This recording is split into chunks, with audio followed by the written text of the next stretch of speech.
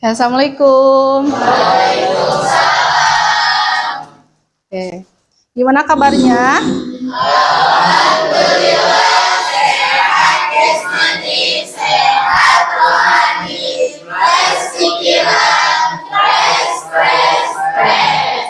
Oke, alhamdulillah ya, berarti kalian sehat nih. Nah, untuk hari ini siapa yang tidak hadir? Sama siapa? Jizah, kenapa Jizah?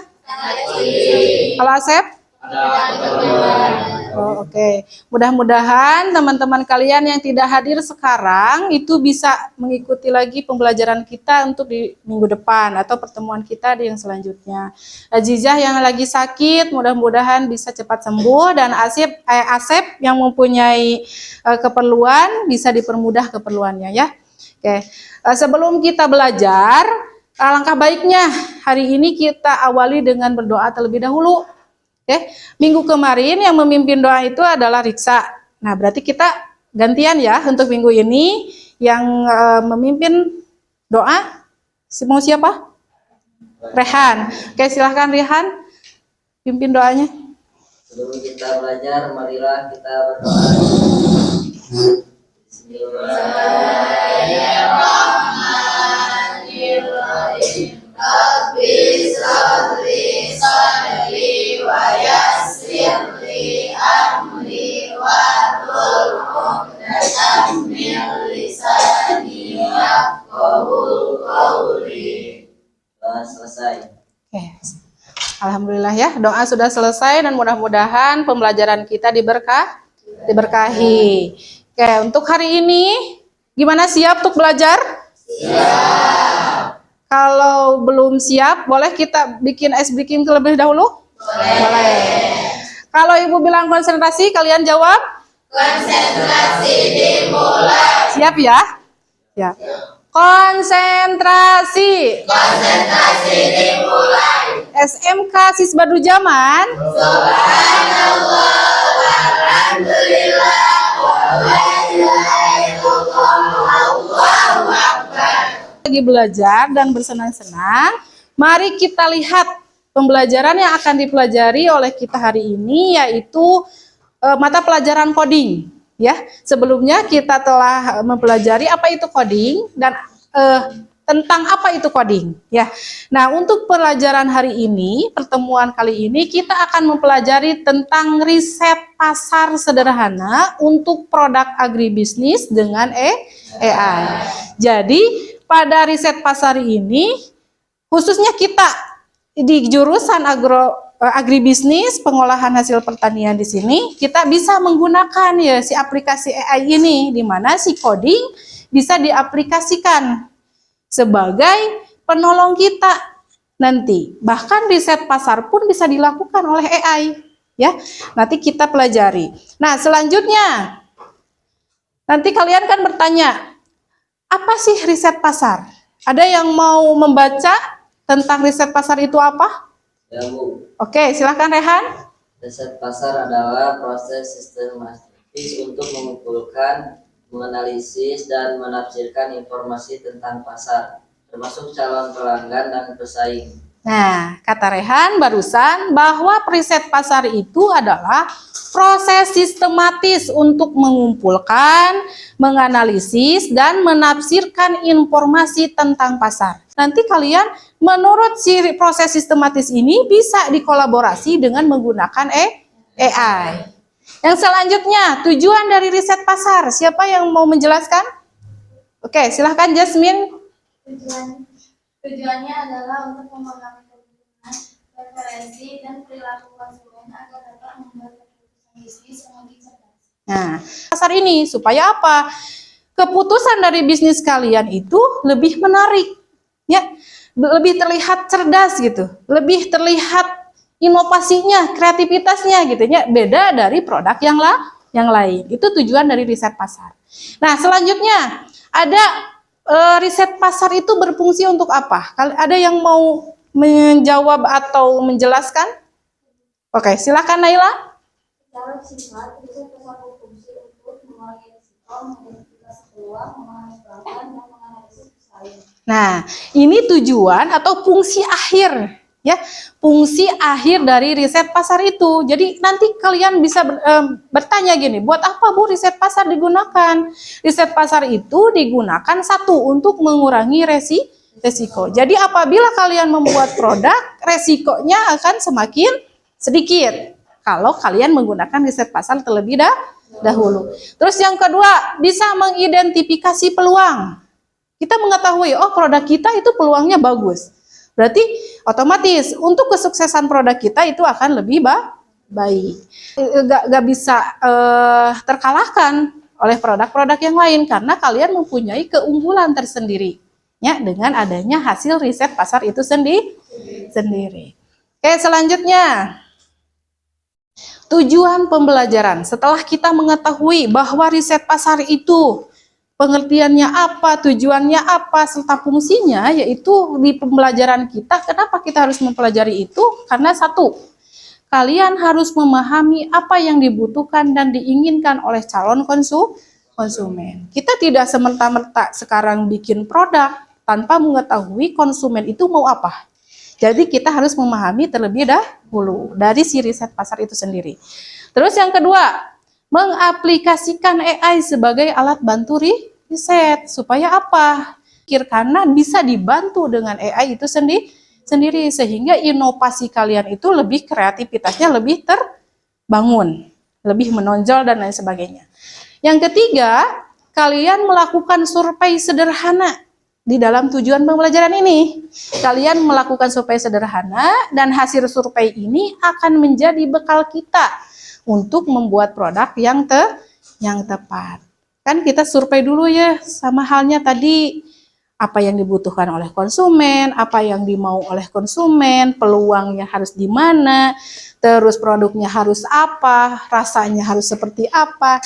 Nah ini setelah disurvei, kalian juga bisa menjadikan bekal untuk produk yang tepat di kemudian harinya. Oke, mengerti? Mengerti. Oke, selanjutnya. Nah, di sini Ibu mau menayangkan terlebih dahulu ada video inspiratif untuk kalian. Mudah-mudahan bisa jadi motivasi ya untuk bekal kalian mencari ide gitu ya.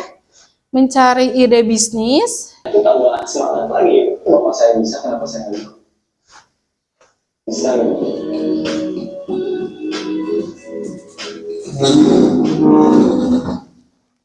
Penjualan racun itu setiap hari rata-rata sekitar 2.000 bisa 4.000 dikali 2.000.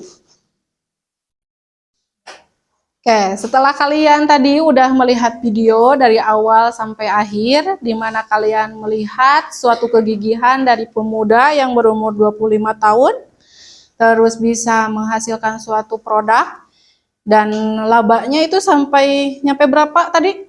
230 juta. Nah, 230 juta per bulan. Nah, hal tersebut itu udah melewati riset pasar kan ya? Udah melewati riset pasar. Di mana nah Ibu mau nanya ke kalian, kalian tadi kan disuruh sama Ibu buat bisa mempelajari, memahami apa yang ada di dalam video tersebut. Nah, Ibu mau bertanya ke kalian, produk olahan dari bahan pertanian apa yang paling banyak dijual di lingkungan kita? Siapa yang mau menjawab? Raima? Baik Bu, menurut saya produk olahan hasil pertanian dan peternakan yang paling banyak diminati di lingkungan Garut adalah olahan beras ketan dan gula. Seperti dodol Garut dan gulai tetap menjadi produk paling ikonik dan legendaris dengan permintaan tertinggi. Oke, Barusan kata Raima ada salah satu hasil pertanian yang terutama di Garut ya, sebagai bahan ikonik, di mana di Garut itu terkenal dengan dodol Garutnya. Nah, Raima bilang seperti itu berarti Raima telah meriset, mengamati bahwa dodol Garut itu sebagai bahan yang paling diminati, khususnya di Garut, dengan bahan seperti apa tadi? Beras ketan dan gula. Lagi dua tools, ya. Kenapa kita mempelajari tentang dua tools atau aplikasi? Tadi disebutkan bahwa riset pasar bisa menggunakan atau bisa dibantu dengan aplikasi AI. Nah, di sini kita akan menggunakan Google Form. Ada yang tahu Google Form itu apa? Silakan Bilkis. Google Tools adalah Google Forms untuk mengumpulkan informasi dari orang lain, baik itu untuk keperluan sekolah, pekerjaan, atau bahkan acara pribadi. Oke, barusan kata Bilkis bahwa Google Form itu untuk mengumpulkan informasi dari orang lain. Jadi kita bisa menggunakan bantuan dari si Google Form untuk mengumpulkan informasi. Terus Google Form juga bisa digunakan untuk kebutuhan kita menyelesaikan tugas di sekolah, bahkan untuk acara pribadi. Itu kegunaan dari Google Form. Terus yang selanjutnya, di sini kita akan menjelaskan bagaimana ada beberapa poin penting tentang Google Form untuk membuat survei. Karena kita belajar tentang riset nih. Berarti kalau belajar tentang riset, berarti kita akan melakukan survei. Ada beberapa poin penting di mana satu, kalau menggunakan Google Form, yang ke satu aksesnya mudah. Mudahnya seperti apa? Di mana siapa saja yang memiliki akun Google bisa mengakses dan menggunakan secara gratis. Jadi kalau kalian mempunyai Google Email atau akun Google, kalian bisa mengaksesnya gratis tanpa bayaran. Maka disebutlah aksesnya sangat mudah. Terus yang kedua, poin pentingnya, desainnya fleksibel. Nah, kenapa bisa disebut dengan desain fleksibel? Karena kalian bisa memilih berbagai jenis pertanyaan, seperti contohnya kalau kalian menggunakan untuk tugas sekolah, ya, bisa digunakan untuk pilihan ganda, ya, atau isian singkat, paragraf panjang, skala penilaian hingga tanggal. Itu bisa didesain secara fleksibel oleh Google. Itu sudah praktis. Karena kalian juga bisa membagikan si hasil Google Form ini, hasilnya secara sesuai apa yang kalian mau gitu ya. Mau di-share melalui email, media sosial, ataupun menyematkannya di website, itu sudah gampang dengan tampilan yang begitu menarik. Ya, dengan tampilan yang menarik. Terus yang keenam, ada analisis data. Poin penting dari si survei ini yaitu kalian bisa menganalisis data, nah di mana hasil survei dapat langsung dilihat dan bentuk ringkasannya itu sangat detail, ya, sangat detail dari mulai tanggal, dari mulai judul, dari mulai bahasan materinya, kegiatannya dan lain sebagainya itu sudah ada di Google Form karena analisis datanya sangat lengkap. Oke, mengerti? Mengerti. Oke, selanjutnya. Penggunaan ChatGPT, karena tadi kita menggunakan dua tools, yang satu adalah Google Form, yang kedua adalah ChatGPT. ChatGPT itu adalah model bahasa, jadi bentuknya kayak berdialog, kita ibaratkan berkomunikasi dengan teman gitu. Itu adalah aplikasi dari ChatGPT. Jadi apapun yang kalian tanyakan, pasti si ChatGPT itu akan menjawab dengan kebutuhan yang kita butuhkan. Contohnya, kalau kalian membutuhkan sesuatu dengan form yang betul-betul spesifik, maka ChatGPT akan menghasilkan output yang sangat spesifik juga. Tapi kalau kalian mengeluarkan form yang hanya standar, maka jawaban dari ChatGPT juga akan standar. Jadi bagaimana umpan balik dari kitanya? In-nya seperti apa, nanti diproses oleh ChatGPT, nanti ChatGPT akan mengoutput berupa apa yang kita tanyakan. Itu untuk di ChatGPT. Nah, fungsinya adalah untuk memproses dan menghasilkan teks yang terlihat alami dan relevan. Jadi teksnya tuh terlihat alami. Ya, secara sederhana, bekerja seperti asisten virtual yang sangat cerdas. Karena apa? Karena ChatGPT itu mengumpulkan data dari semua data yang ada di dunia.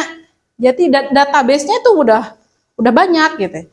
Tapi sama si ChatGPT itu karena berbasis bahasa, jadi bahasanya lebih direlevankan lagi. Ya, lebih direlevankan lagi seperti mana Cik Ibu tadi. Menurut Ibu apa yang kalian form buat itu spesifik, maka output yang dikeluarkan oleh ChatGPT pun akan spesifik. Nah, yang selanjutnya, bagaimana ChatGPT membantu? Ya, itu pertanyaan kita. Kenapa AI itu bisa digunakan untuk riset. Salah satunya ChatGPT ini bisa membantu satu, karena ChatGPT bisa memberikan ide. Ya, kita nggak tahu nih, lupa ide yang akan dijadikan sebagai produk kita tuh apa. Tinggal kasih aja ke ChatGPT. ChatGPT, saya mempunyai produk berupa singkong nih. Mau dibuat apa ya? Bagusnya, nanti ChatGPT akan mengeluarkan output berupa ide-ide tentang singkong. Terus yang kedua, menyempurnakan pertanyaan.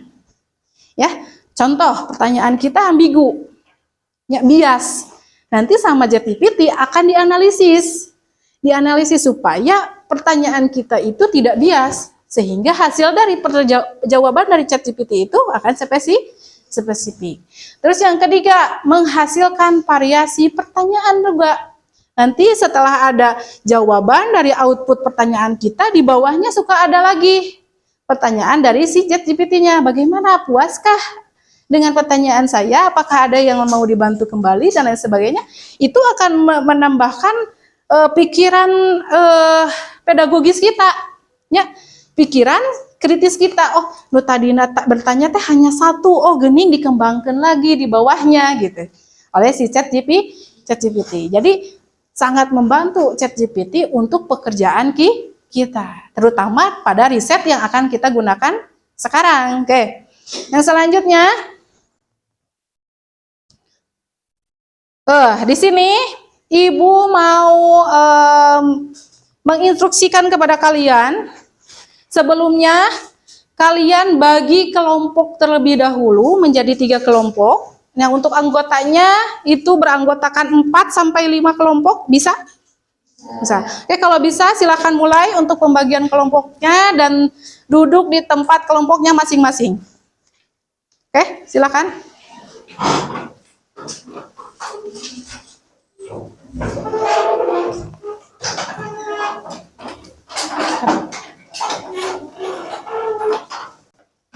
Oke, kelompoknya sudah dibentuk?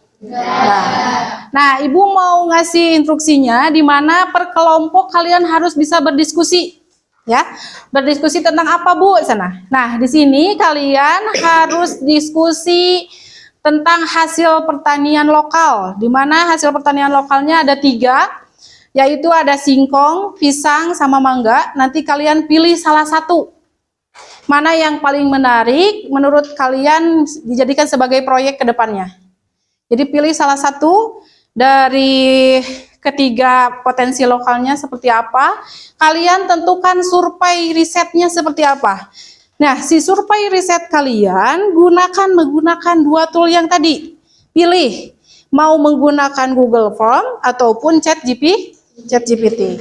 Nanti hasil dari proyek kalian itu Ibu mau mendengarkan lewat presentasi dari masing-masing kelompok, 1 orang per 1 perwakilan. Oke?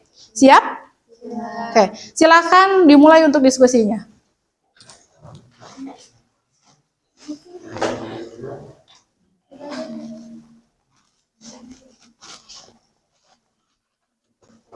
Oke, untuk kelompok ini diskusinya apa? Mengambil apa? Oh, mangga. Untuk mangga berarti kalian mau cari di mana, di tool apa? Oh, jadi di kolaborasi ya? Oke, siap. Silahkan nanti kalian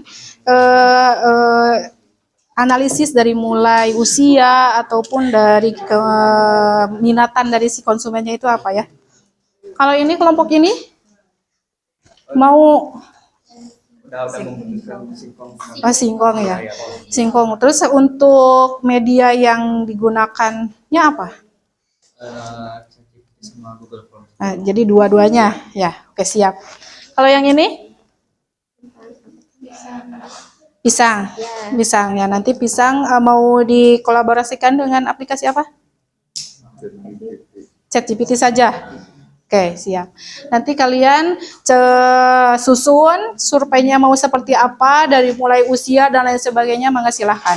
Silahkan untuk berdiskusi dari sekarang dimulai. Waktunya Ibu kasih 60 menit ya, dari sekarang. Siap?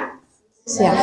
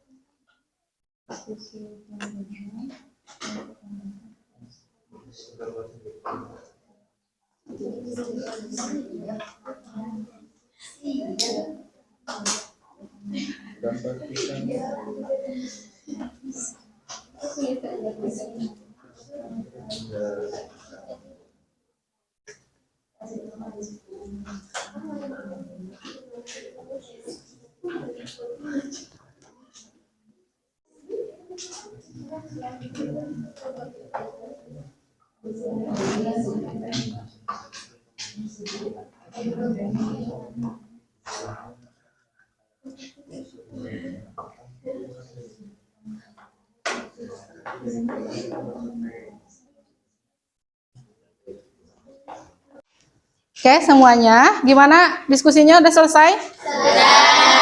Oke, kalau udah selesai, di sini ada instruksi lagi di mana jika sudah selesai segera sebarkan draftnya ke teman-teman yang ada di luar di lingkungan kalian sendiri ya nanti ya. Tapi sebelumnya, sebelum kalian menyebar survei tersebut, kalian harus mempresentasikan ya, harus mempresentasikan perwakilan dari setiap kelompok untuk maju ke depan ya untuk berpresentasi. Siap? Oke, kalau begitu silakan dari perwakilan ketiga kelompok, berarti ada 3 orang, silakan maju ke depan. Tepuk tangan untuk perwakilan ketiga kelompok kalian. Ke sini, Nak. Masuk ke sini. Oke, ini adalah perwakilan dari ketiga kelompok yang akan mempresentasikan hasil kerja diskusinya. Jadi kalian, Ibu harap dengarkan dan pahami ya. Oke, siap? Siap. Silakan dimulai dari Zakir. Maju ke depan Zakir, sini aja. Assalamualaikum warahmatullahi wabarakatuh. Waalaikumsalam warahmatullahi wabarakatuh. Perkenalkan, nama saya Ahmad Zakir Tijani Abangudi, perwakilan dari kelompok 1 yang melakukan riset terhadap komunikasi singkong sebagai proyek olahan. Dan untuk analisis dari riset yang kami lakukan, kami memanfaatkan alat bantu AI yaitu ChatGPT dengan melampirkan formulir dari Google Forms sebagai survei yang kami peruntukkan untuk para responden di luar sana.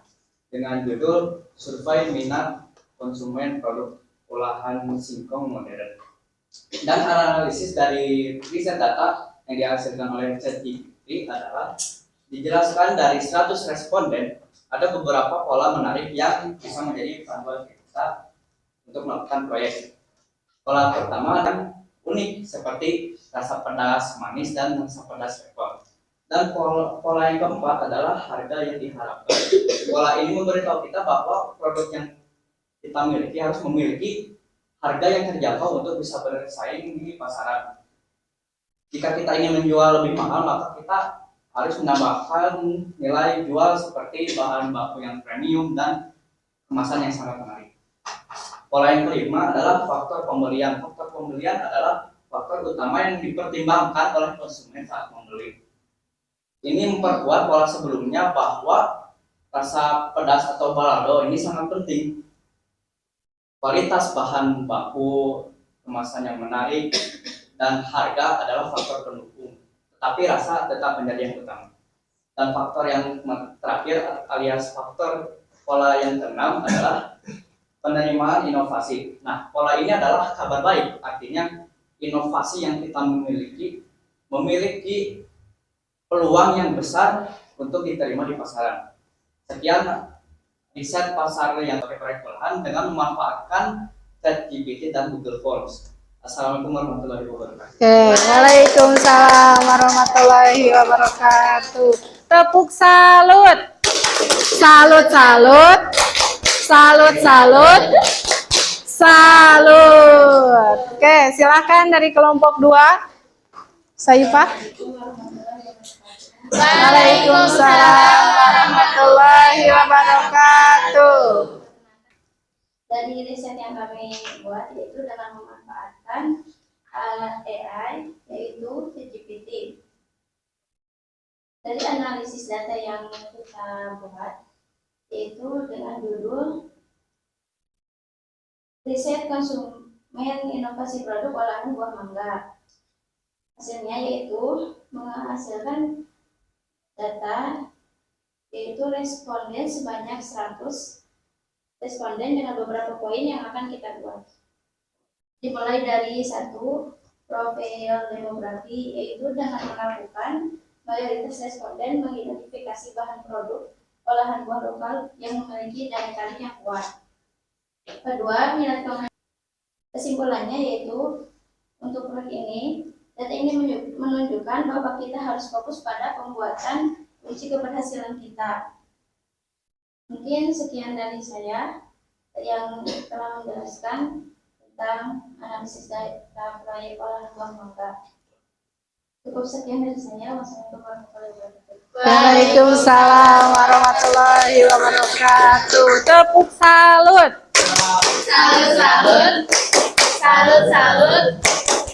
Salut. Oke, silakan kelompok terakhir. Bagaimana? Assalamualaikum warahmatullahi wabarakatuh. Waalaikumsalam warahmatullahi wabarakatuh. Perkenalkan, nama saya yang mewakili kelompok 3 untuk presentasi mengenai analisa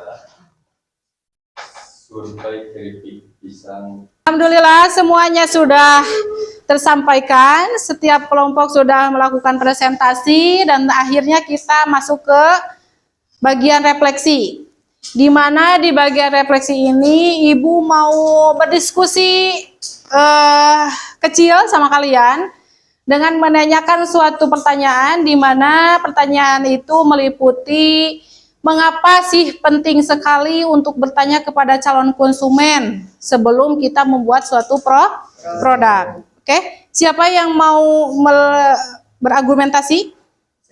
Oke, silakan Zakir. Kalau menurut saya, karena untuk membuat produk yang tepat sasaran, Bu, dengan bertanya kepada calon konsumen, kita bisa memahami apa yang mereka sukai, apa yang mereka butuhkan dan inginkan. Kita bisa mengetahui preferensi rasa, jenis kemasan yang menarik, hingga harga yang mereka anggap wajar. Informasi ini sangat berharga untuk menciptakan produk yang sesuai dengan selera pasar. Nah, itu kata Zakir, bahwa Zakir mengevaluasi kenapa sih kita harus bertanya dulu kepada konsumen, karena supaya apa yang kita hasilkan berupa produk itu bisa diterima oleh konsumen secara luas. Karena setiap konsumen itu memiliki berbagai macam keinginan sama kemauannya itu ya, makanya harus ada ya dari mulai referensi rasa. Nah, itu untuk koneksi pasarnya ya, kata Intan, koneksi pasar itu sangat penting. Jadi kita ibaratnya mau endorse ya sama orang itu tidak usah endorse, karena apa? Karena produk kita sudah duluan dikenal oleh konsumen. Jadi inilah diskusi singkat yang kita lakukan di bagian refleksi, tapi ingat bahwa riset pasar adalah kunci untuk mengurangi resiko kegagalan pada produk kita. Oke, jangan lupa Ibu mau mengingatkan untuk waktu pengumpulan data survei yang kalian tadi gunakan untuk disebar ke teman-teman kalian ataupun ke orang-orang terdekat kalian. Nah, itu dikumpulkannya untuk di minggu depan. Ya, di minggu depan kalian kumpulkan. Nah, hasil dari survei itu kalian bisa membuat bekal proyek apa sih yang akan kita gunakan di praktek selanjutnya. Oke, siap? Ya. Siap. Nah, selanjutnya salut. Oke. Terima kasih ya atas kerjasama kalian. Untuk mengucapkan terima kasih kepada kalian. Kalian sangat hebat untuk hari ini dan mudah-mudahan pembelajaran hari ini bisa menjadi manfaat untuk kalian, berkah untuk kita, dan Allah memberikan rahmat untuk kita semua. Dari Ibu dicukupkan sekian. Sebelumnya tepuk tangan untuk kalian semua. Kalian hebat, kalian sangat berinteraksi dengan baik. Sekali lagi, wassalamualaikum warahmatullahi wabarakatuh. Waalaikumsalam warahmatullahi wabarakatuh.